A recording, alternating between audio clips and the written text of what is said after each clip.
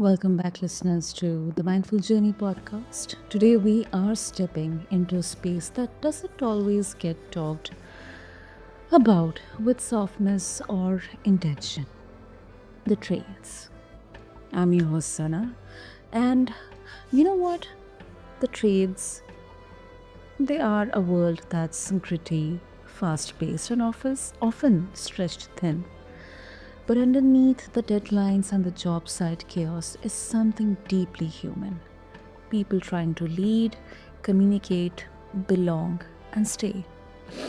And mindful leadership in the trades isn't about being nice, it is about being aware. It is about empathy that doesn't sugarcoat reality. It is about emotional intelligence that actually stabilizes a team instead of adding more noise. And today we are exploring what happens when leaders in the trades finally get the tools they need to show up with clarity instead of burnout and confidence instead of control. And I'm joined by someone who has dedicated her life to fixing the leadership gap where it hurts the most. Traci Austin is the powerhouse behind Elevated Talent Consulting and the leading voice in mindful, grounded leadership for construction and skilled trades. And she's here today to break down what actually works, what doesn't, and why awareness, empathy, and emotional intelligence aren't soft skills, they are business survival skills. So grab your favorite cup of beverage and let's get into it. So, Tracy, welcome to the show, and it's really an honor to have you here with us. So Tracy, let's begin with your experience. I mean, from your experience working in the trades, um, where do you see leaders struggle the most when it comes to awareness and emotional intelligence? Yeah, and I love, kind of your question, the emotional and awareness, right? Yeah. And what's beautiful about awareness is we're not always aware of what is happening because our emotions take over, right? Yeah. And so when we're working with leaders, so often what we are doing is we're starting with what they're typically doing or what they're hearing, and is that is with a complaint. Yeah.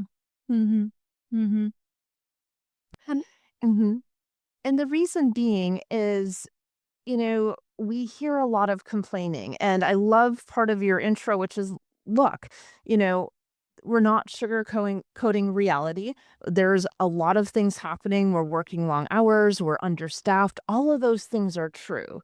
Yet, if we're constantly complaining about things, we're avoiding taking action on what needs to be addressed. And so that's what we work with leaders on. Hmm. And um and I think what you said, I think I have also observed this across industries. Like leaders thinking the problem is out there when maybe half the tension comes from reactions they're not even tracking internally, and it's not maybe always intentional or unintentional. But I'm really curious, Tracy, like how often you see that moment when a leader finally realizes, oh, wait, that was me. It was me. And it must be really like liberating. Yeah, and what's interesting is unless we provide a framework, a lot of the times we don't see it. It's like if Okay. we think about the study on self awareness, what percentage of folks believe that they're self aware is 95%, but Hmm. what percentage of folks are actually self aware is only 15%. And so, what we do is we have a framework that we call our tough talk audit, where we're really looking and saying, okay, let's start looking at what's not working or what those complaints are. Once we can go through that and get to the facts and the impact on the organization, that's when we see the light bulbs come on. Understood. Understood. That's a very important point. And also, Tracy, when it comes to, and something which I kind of mentioned in the intro, I think it's a huge misconception around awareness and empathy that uh, some people in the trades, they often argue that these are soft skills or they just slow down the job. And that crews need direction, they need orders, or they need a very concrete, aggressive approach. Um, how do you respond to this mindset? Yeah, and so clarity is what becomes so key. And what we often find happens is that they're giving direction based on get this thing done or an outcome, but yet in the training and then what's actually happening with folks, there's, 50 different ways to do it. And then quality goes down. And so, what we come back to over and over is clarity in what it is that we're truly asking for. And at times we do need to give clarity in the how we do things in those processes. Hmm.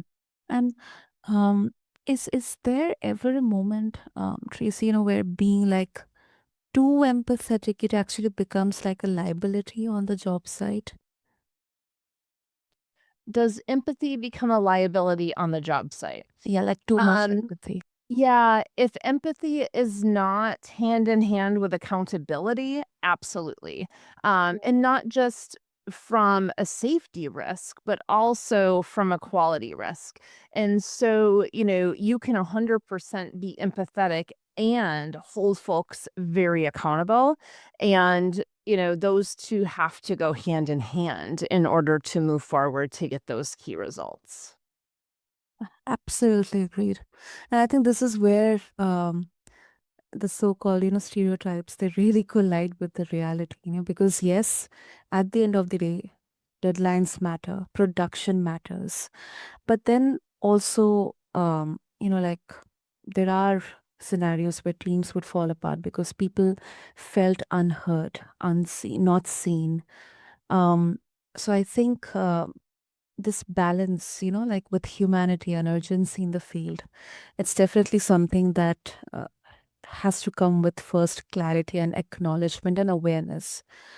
Um, okay, now let's move on to retention, Tracy. Now it is one of the biggest pain points in the trades. In your view, what role does mindful leadership actually play in whether someone stays or walks out?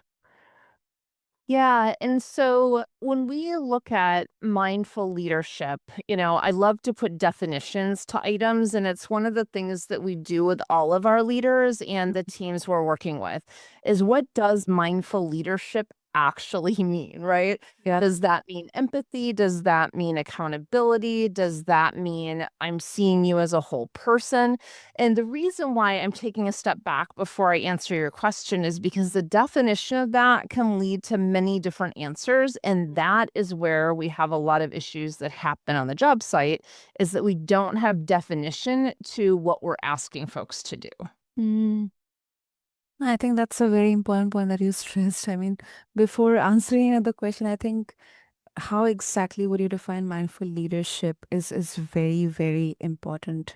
And do you have any example or a case study, or maybe um, in your own experience that that you would like to share, where actually mindful leadership or um, this approach actually worked out? Yeah, absolutely. So I'm going to kind of define mindful leadership first. And to me, mindful leadership is someone who's self aware of the impact that they have within the organization, both on um, their actions, how they lead, how they connect personally to each member of the team, meaning I'm not going to connect and manage each person the same exact way because I know that they all have their own specific behavioral styles. Mm, Mindful leadership to me also does include empathy, but there's a huge amount of presence in mindful leadership, which means that if you are the person in front of me, I'm holding that space for you and you are the only person and the only thing that I am thinking about when I'm connected specifically to you. So I'm not thinking about picking my kids up or, the meeting I have next. It's 100% presence to you in that moment. So that's how I define mindful leadership. And so one of the examples that I have of that is we were working with a client. This was in construction, Mm-hmm. and their turnover was very, very significant within the first 90 days. Okay. And so the first thing we did is we defined who we were hiring, meaning we defined what is the job we're hiring for. So once we were able to define that, now we had, metrics, so to say, or a scorecard to hire to. The next part of that was we really looked at how we were talking about each other and talking about the folks coming into the organization. And it kind of shifted from, we've got all these people coming in to we started seeing them as humans and really personally connecting with them to what was important to them so that they're craftsmen, that are doing a very, very critical role versus just a frontline staff person, right? And so those two things really shifted the culture, which resulted in them, reducing recruitment and retention costs significantly um, within that first 6 months. Hmm. So you started completely from, like the 0 point, the most basic, the first, and by default, the origin. Like, I think it's a really good place to start with. And I think it also brings in clarity at both the ends, from a leadership POV and as well as from an employee or a team member POV. Hmm. Also, if you had to point to one leadership behavior, I'm not just bringing mindfulness, but like a one leadership behavior that immediately improves retention, what would it be? Accountability. Um, and because, so I'd love to ask your listeners to just think about this for a second. But when you think of the word accountability, is that inherently good or bad? Right. And when I ask this in, training with teams, typically accountability has a negative connotation to it. Yes. And here's the thing with accountability. When we have a high level of accountability for ourselves, for our team members, for our organization, and for those that we supervise, what happens is we start to fill in the gaps because we're no longer allowing them to happen. And we Mhm. start to raise the bar on the Mhm. quality and quantity of work being done. And what happens over time is we either, highlight a new future for someone that no longer aligns with our organization and they will become a happy alumni, or they step into what they're capable of. And, what's so beautiful about that is that when we see folks bigger than they see themselves and give them the opportunities to step into that, which happens with accountability, Mhm. there's so much more impact of what they can do, but there's also that pride in themselves of what they accomplished. I totally agree. Totally agree. I mean, yes, there is definitely a negative connotation and attached to accountability, but I think what I believe is, I mean, first of all, you have to practice what you're preaching. I mean, as a leader, if I am helping my, um, you know, team members or my employees to understand, or, the people I'm bringing in as a part of the organization, proactively work on accountability, I should be the first one first, to exercise it. Yes, this idea that leaders go first, for sure. Yeah. Yeah.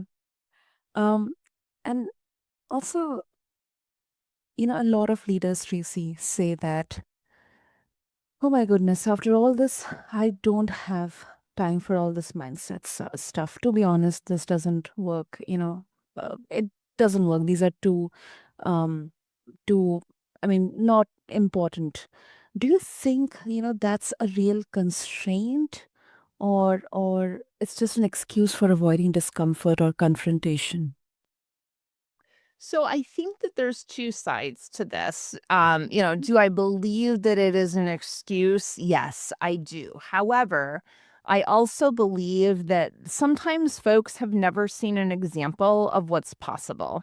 Um, and I mean, there's things that I'll look at and be like, okay, that's crazy, right? Yeah. Because I haven't seen it work before. And my beliefs are telling me no based on what my past experiences are. Mhm. And so, I've definitely worked in organizations where I look at this and say, this will never happen here based on what the culture of the organization is and what the leadership is. And if we're going to implement something inside of the organization, do we have to have an alignment and a buy-in from leadership? The Mhm. answer is yes. However, can we implement these things in other areas of our life too? Of course, right? So, I do believe that culture plays a role, and I want to define culture. And how we define culture is the behaviors that you allow or don't allow inside of your organization.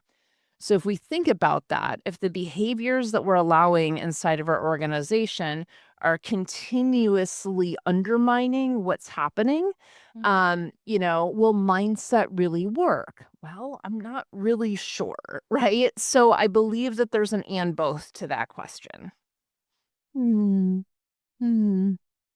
Yeah, it is. It is there. It is there. And honestly, um, I think you know, every time someone says that they're too busy to lead well, they're usually in cleanup mode later, and that mess, it always hits the fan eventually.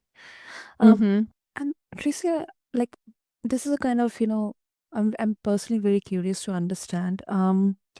Because you have spent 20 years, you have 20 years of experience in HR, leadership, workforce development.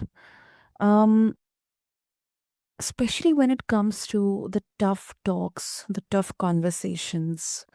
How different is it in the trades, vis-a-vis the traditional corporate, setting that we see? Yeah, so is there a different flavor to it? For sure, there is. Is there a complexity when you have folks that are 100% out in the field and there's a different culture in the field than there is in the office? For sure. Mhm. So that definitely adds a complexity to it. But I'd love to, if you're okay with this, kind of go back to the I'm too busy for my mindfulness, Yeah, yeah. um, and kind of put this to the test, so to say. Does that work for you? Absolutely. Let's go ahead, Tracy.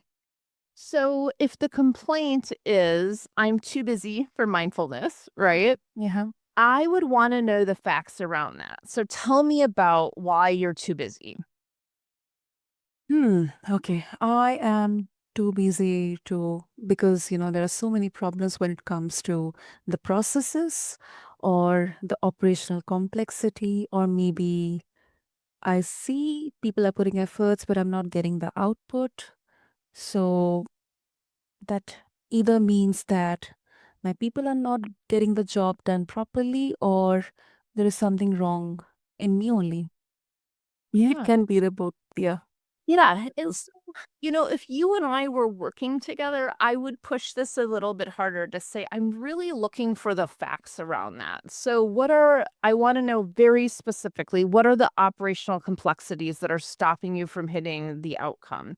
How much time are you spending on that? How many hours are you working per week? And what I'm going to force you to do is to break down and actually account for not just time, because it's not just a time thing that has us be too busy. I also believe it's an energy thing, so it Mm. might be I'm too busy for that, but it that I don't have the energy to put towards it. So when we force the breakdown of the data in front of us into facts, what happens is we start to separate out our emotions and these beliefs, which are just thoughts that have been thought over and over and over again, to truly see what are the facts here. And then we can actually start to make decisions upon it. Wow. I mean, that must be very, kind of um revealing, because you have to be like, um go back to square one, go backwards, get all the data, think about everything. I think it's both, not only just the data or what we can see. I think it's kind of recollecting everything, and that must be initially must be challenging, but then as the time goes, as the conversation, the discussion goes deeper and deeper, I think things start to look crystal clear.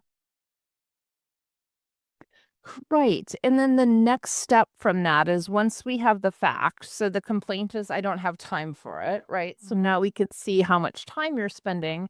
Now I can say, okay, so what is the impact of you not having time for mindfulness on yourself? Well, now we can talk Mhm. about mental health and the anxiety and the amount they're spending on, Exactly. antidepressants or whatnot. Now, as HR, I don't necessarily want to know those things, right? Yeah. However, you know, I love to ask these questions of folks because now it's holding up a mirror and they can reflect on what's in front of them in a way that has them go, "Oh my gosh," because guess what we just did is we raised their own self-awareness because they weren't seeing what was right in front of them. From there, we ask about the impact on their team members, on their employees, on the organization, on the customer, on the community, and walk through each of them based on the facts that are there. Mm. It is a cascading effect, and I think it starts from the leader themselves. It starts individually, and then it gradually builds, in the culture. It changes the dynamics in there. And one thing which I really loved, that you mentioned about energy, because once again, that is something that is very rarely discussed, normally or traditionally in those kind of conversations or discussions when it comes to output numbers or performance or anything. Yeah, absolutely. And one of the ways that I love to kind of get at this, and I encourage our leaders to include this in their one-on-one conversations, is what is a work bucket list item Mhm. that that employee would like to accomplish this year, but also then what is one personal bucket list item that they like to accomplish? Because this tells you two things. This tells you A, where they want to spend their energy.